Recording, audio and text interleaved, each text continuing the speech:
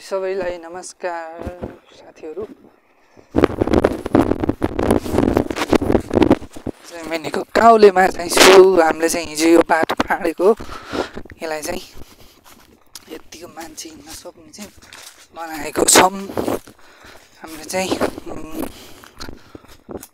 हाम्रो व्यासलाको टोलीले चाहिँ बाटो फाड्ने कार्यक्रम राखेका थियौँ। त्यही भएर चाहिँ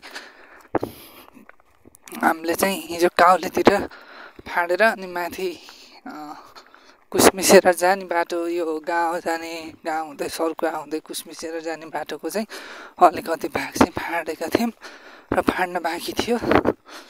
आजको प्रोग्राम थियो। आज चाहिँ यहाँ मान्छे एकजना झुन्डिनु भएर बित्नु भएछ।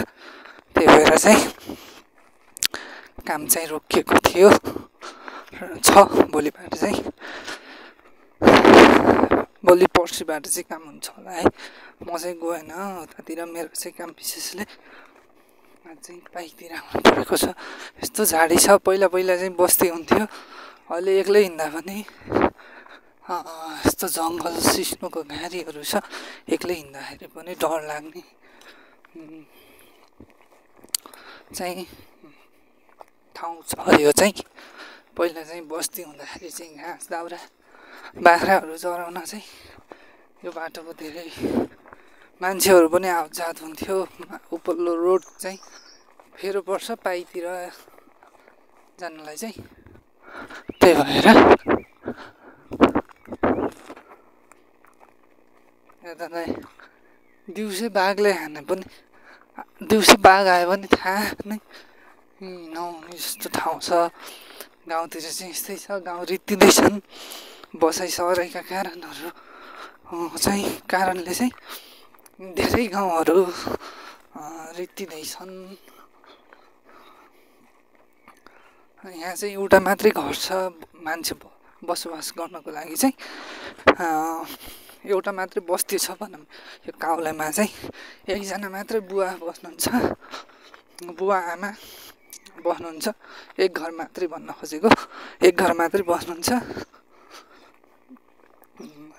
एकदमै गाउँ चाहिँ टाढा भएर भनौँ न अलि टाढै छ, एक घर मात्र छ। यहाँ चाहिँ अहिलेको बर्खामा चाहिँ भदौको कति 30 गतेतिर चाहिँ यहाँ ठुलो पहिरो गएको रहेछ। त्यही भएर बाटो नै यस्तो पुरै बनेको छ। बाटोको चाहिँ ठाउँ नै छैन, सबै तलसम्म। यहाँ चाहिँ ठुलो ढुङ्गा चाहिँ यो चाहिँ खस्छ। अबको साल चाहिँ खस्छ होला। अब बर्खामा चाहिँ यस्तो झुत्तिएको छ। यो चाहिँ माथितिर यो चाहिँ ढुङ्गो, यहाँ चाहिँ तल आएछ। अनि युट्युब च्यानल हेर्दै हुनुहुन्छ भने हामीलाई सब्सक्राइब गर्न चाहिँ नभुल्नु होला। नयाँ साथीहरूले चाहिँ तपाईँहरूको सब्सक्राइबले चाहिँ अझै अन्य भिडियोहरू हाल्नको लागि चाहिँ मद्दत गर्छ भनौँ। अलि राम्रो कन्टेन्ट बनाउनलाई चाहिँ यहाँ चाहिँ सबै कति 3-4 घर चाहिँ छोडिसक्नु भएको छ। भयो यस्तै अलि वर्षै भयो क्या होइन। त्यही भएर चाहिँ यो घर चाहिँ यो काउलेको हो। काउले भन्ने ठाउँमा चाहिँ घर यस्तो गरेर रित्तिएर चाहिँ पुरै भत्किनै लागेको छ। अनि त्यहाँ चाहिँ दुम्सीले चाहिँ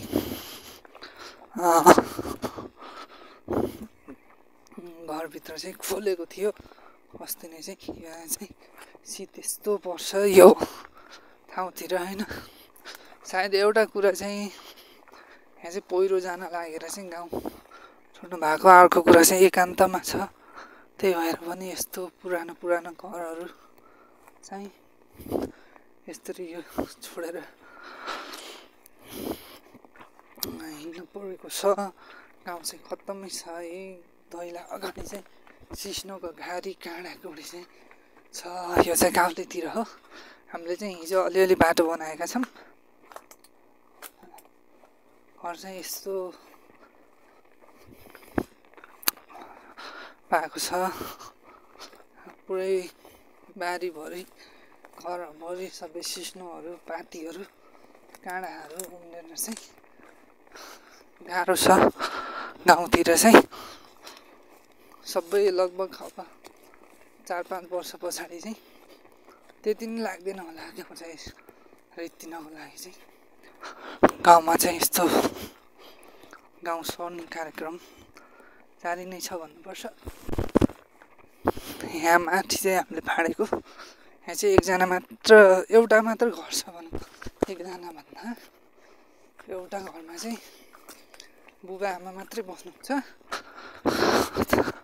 यहाँ चाहिँ यति टाढा छ हाम्रो गाउँदेखि चाहिँ माथिबाट चाहिँ मोटर बाटोले छोएछ न राम्रो नै बाटो छ। यो घर पनि छाड्नु भएको छ है पोहोर चाहिँ यहाँ चाहिँ गोठमा आगो लाग्यो भएर चाहिँ अनि त्यस पछाडि चाहिँ उहाँको परिवारहरू सबै चाहिँ अलि बुटोलतिर हुनुहुन्छ होला सायद लाग्छ।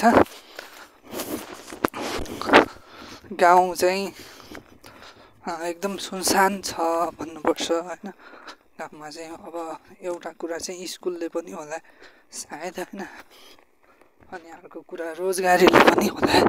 पहिला चाहिँ अब घरमा गाउँतिरै चिया बस्ती चाहिँ पाल्ने गर्नुहुन्थ्यो। अहिले चाहिँ अब रोजगारको लागि विदेश हिँड्नुपर्छ अनि बजारतिर झर्नुपर्छ। त्यही भएर चाहिँ गाउँ रित्तिँदैछ। यहाँ चाहिँ एक घर मात्रै यति यो काउलेमा चाहिँ एक घर मात्रै बस्नुहुन्छ होइन। त्यही नै हो।